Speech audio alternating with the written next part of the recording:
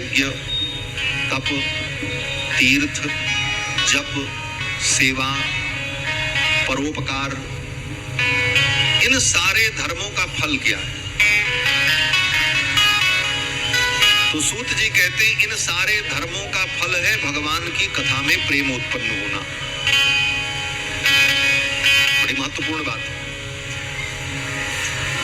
इन सारे धर्मों का फल क्या है? धर्म स्वनुष्ठित पुंसाम, जिस धर्म को तुमने बहुत सुंदर ढंग से अनुष्ठान किया और उन धर्मों का अनुष्ठान करने के बाद विश्वक्सेन कथासु यः, भगवान की कथा में रति उत्पन्न नहीं हुई, तो सूत जी कहते हैं कि नोत्पादयेद यदि रतिं श्रमयेव हि केवलम, भगवान की कथा में तुम्हें प्रेम नहीं हुआ तो तुमने केवल परिश्रम किया, तुम्हें उन कर्मों का सही फल नहीं मिला। ये नोट कर लेना और आगे सावधान हो जाना। अगर आप धर्म करते हो, दान करते हो, पुण्य करते हो, व्रत करते हो, नवरात्रि व्रत, शिवरात्रि व्रत, एकादशी का व्रत, तीर्थ यात्रा, गंगा स्नान, गौ की सेवा, आए हुए अतिथियों की सेवा, और ये सब करते हुए भी भगवान की कथा से अगर आपको प्रेम नहीं है, इसका मतलब ये सब जो आपने किया सब आपका व्यर्थ हो गया, व्यर्थ हो गया। क्यों? बोले भगवान की कथा में प्रेम नहीं हुआ तो सब व्यर्थ है। सूत जी कहते हैं नोत्पादयेद यदि रतिम, भगवान की कथा में रति नहीं हुई, प्रेम नहीं हुआ, तो श्रम एव हि केवलम, तुमने केवल श्रम किया, परिश्रम किया, अपना समय गंवाया, अपनी वस्तु। यार इंडिया कितना आगे बढ़ रहा है नहीं, पर इन्वेस्ट कहाँ करूं? इंडेक्स म्यूचुअल फंड से शुरू कर, इंडिया बढ़ेगा, सेंसेक्स उठेगा और साथ में तेरा इन्वेस्टमेंट। तुझे कैसे? श्रम किया, अपना समय गंवाया, अपनी वस्तु गंवाई, अपना श्रम आपने किया। इन सारे कर्मों का फल है भगवान की कथा में प्रेम। भगवान की कथा से आपको प्रेम हो गया, 3 घंटे 4 घंटे बैठकर भगवान की कथा आप दंतचित्त होकर के सुन रहे हैं, इसका मतलब आपने जीवन में जो अच्छे कर्म किए वो सफल हो गए। आपके कर्मों की सफलता का यही परिणाम है, ये सूत जी कह रहे हैं। और फिर आगे सूत जी महाराज कहते हैं कि देखो, अब बड़ी महत्वपूर्ण बात कह रहे हैं जो आपके हमारे काम लायक। सूत जी कहते हैं, हे मुनियों, मोक्ष चाहने वाले व्यक्ति को अनेक देवताओं की उपासना के चक्कर में नहीं पड़ना चाहिए। सूत जी कहते हैं मोक्षो घोर रूपान हित्वा भूतपति नथ नारायण कला शांता भजन्ति हनसूयव। मोक्ष चाहने वाले प्राणी को, अपना कल्याण चाहने वाले प्राणी को अनेक घोर देवताओं की उपासना के चक्कर में नहीं पड़ना चाहिए। डाकिनी, शाकिनी, भूत, प्रेत, बेताल, इन घोर देवताओं की उपासना नहीं करनी चाहिए। यह स्पष्ट निषेध किया। क्यों? बोले जैसे देवताओं की उपासना करोगे, मरने के बाद उन्हीं देवताओं को प्राप्त हो जाओगे। भूत की उपासना करोगे, मरने के बाद भूत बनना पड़ेगा। आजकल लोग भूत की उपासना बहुत करते हैं। किसकी? बोले वो कौन है?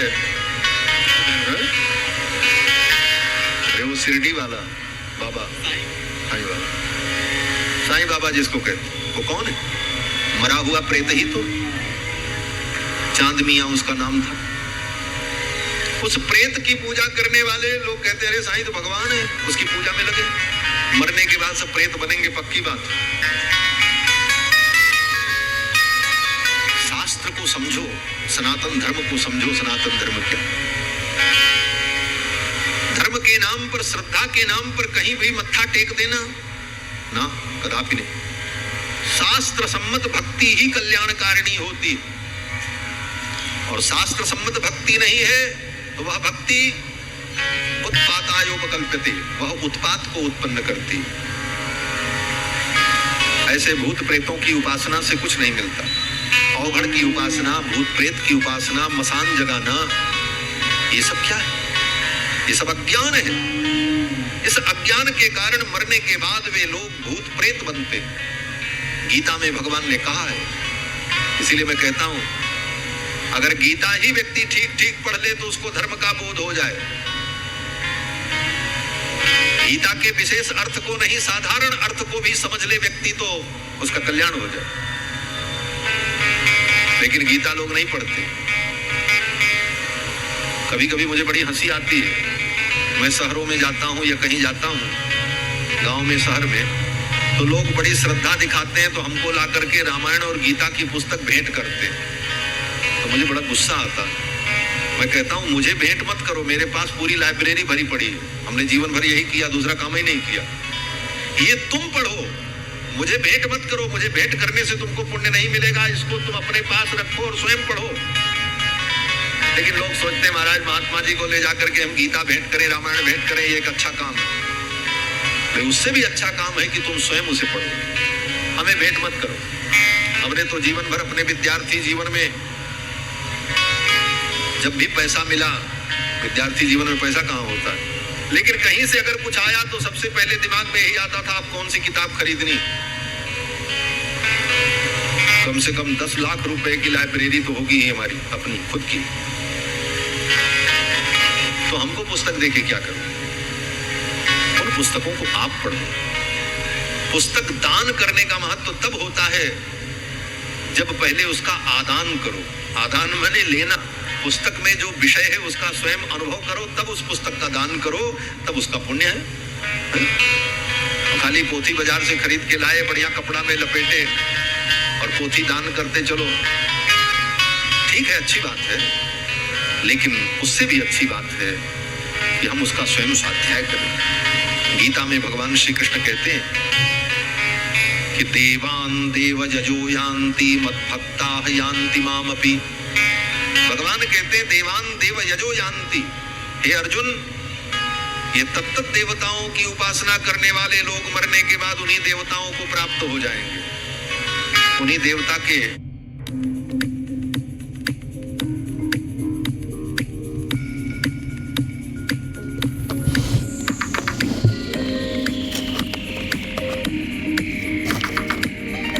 देवताओं को प्राप्त हो जाएंगे।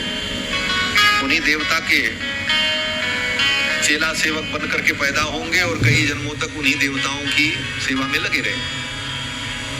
अर्जुन ने कहा तब, तो भगवान कहते मद भक्ता यान्ति मामपि, जो मेरी भक्ति करेंगे वो मुझको प्राप्त होगा।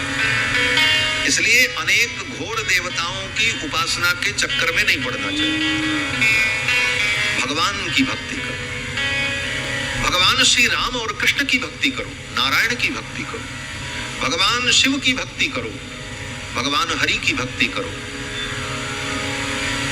भगवान के सात्विक स्वरूप की उपासना करो। कहते हैं मुमुक्षवो घोर रूपान हित्वा भूतपति नथ नारायण कला शांता भजन्ति हनसूयव। भगवान नारायण जो परम शांत हैं, उनकी जो कलाएं हैं, उनके जो अवतार हैं, उनके जो रूप हैं, उनकी उपासना करो।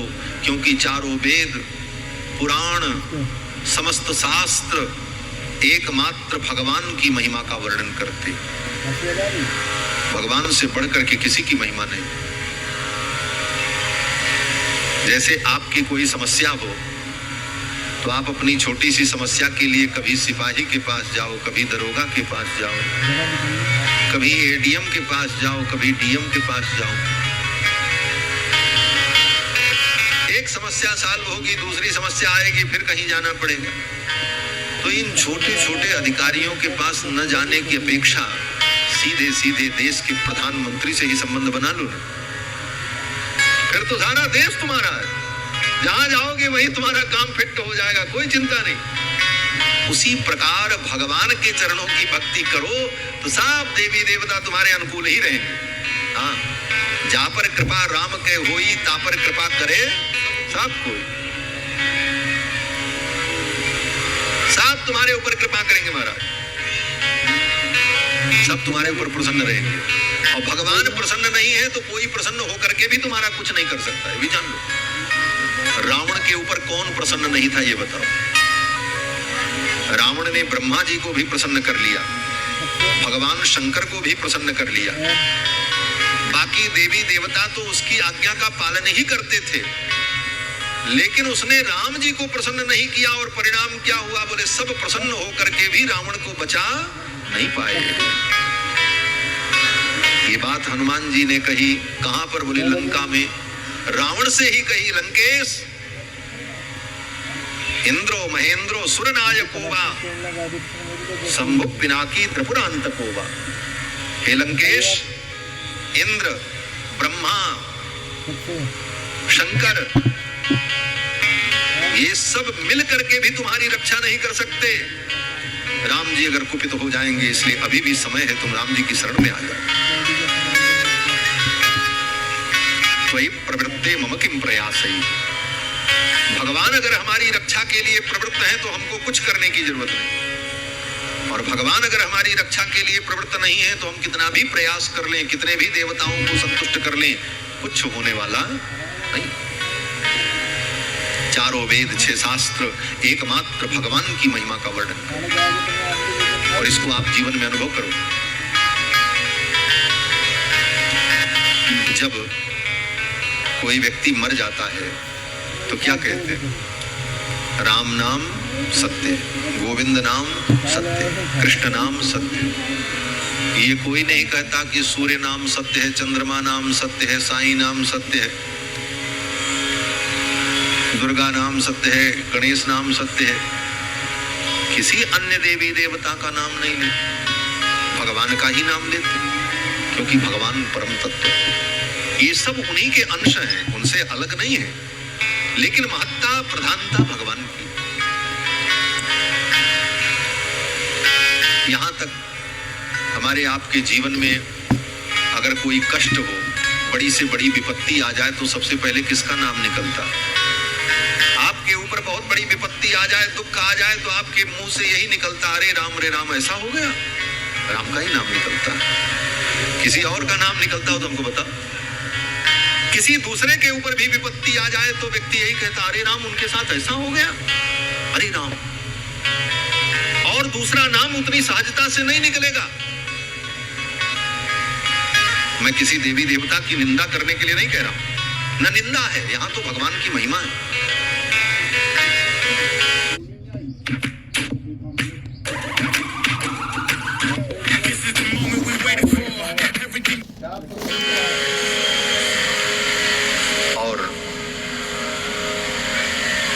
वेद में, वेद के जितने मंत्र हैं, किसी भी देवी देवता के मंत्र हो, लेकिन पहले भगवान का नाम ही लिया जाता है, तब वेद मंत्र पढ़ा जाता है। यहाँ जो ब्राह्मण वेद मंत्र पढ़ने वाले होंगे उनको मालूम होगा कि वेद का कोई मंत्र पढ़ा जाता है तो पहले क्या कहा जाता है? हरि ही ओम, यहीं से तो शुरू करते हैं। हरि ही ओम गणानां त्वा गणपतिगुं हवामहे। हरि ही ओम, भगवान हरि का नाम लिया, किसी दूसरे का नाम नहीं लिया। कोई भी पूजा करने चलो तो संकल्प करेंगे तो सबसे पहले किसका नाम लेते हैं? विष्णुर्विष्णुर्विष्णुः श्रीमद्भगवतो महापुरुषस्य विष्णोराज्ञया प्रवर्तमानस्य। भगवान का ही नाम लिया, क्योंकि भगवान ही सबके मूल है, परम तत्व है। वासुदेव परा वेदा वासुदेव परा मखाः। चारों वेद, समस्त यज्ञ भगवान वासुदेव की ही महिमा का वर्णन करते हैं। वासुदेव परा योगा वासुदेव परा गति। योग के माध्यम से भी भगवान वासुदेव को प्राप्त किया जाता है। योग के भी ईश्वर भगवान है। जो योग करते हैं ना, अष्टांग योग, यम नियम आसन प्राणायाम प्रत्याहार धारणा ध्यान समाधि, तो अष्टांग योग में भी अंत में जब ध्यान करते हैं, और ध्यान जब स्थिर हो जाता है उसी को समाधि कहते हैं। तो वहां ध्यान किसका होता है? योग में भी अंत में भगवान का ही ध्यान होता है। इसीलिए कहते हैं योग ध्यान गम्यम वंदे विष्णुम भवभयहरम सर्वलोकैकनाथम। योग में भी भगवान का ही ध्यान किया जाता है। क्यों? बोले योग के भी ईश्वर भगवान है, और योगियों के भी ईश्वर भगवान हैं। इसीलिए गीता के अंतिम अध्याय में जब धृतराष्ट्र ने पूछा संजय से कि संजय, दोनों सेनाएं आमने सामने खड़ी हैं, बताओ विजय किसकी होगी?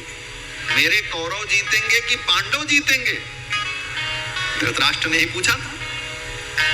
तो पूरी गीता सुनने के बाद, बताने के बाद संजय ने अंत में धृतराष्ट्र से यही कहा, यत्र योगेश्वरः कृष्णो यत्र पार्थो धनुर्धरः।